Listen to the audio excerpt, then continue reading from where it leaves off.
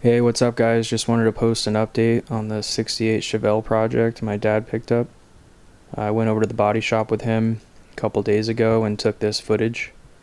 It's just a walk around again of the car and where they're at with the body work.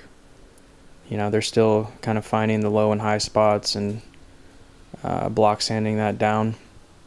They filled in the holes for the side mirror that was moved too far forward, so it was causing issues like opening the vent window. They worked on the trunk and the end caps, kind of making the gaps a little bit better and the fitment better. And it looks like right now that quarter panel on the passenger side is the one that's gotten the most work. It's probably a little wavy, so they're fixing that up. Just make my way around the other side of the car real quick. So far, we're pretty happy with what we're seeing. The bodywork guy was saying it should be painted within a week or two. They're going to block sand it once more and just go over the car.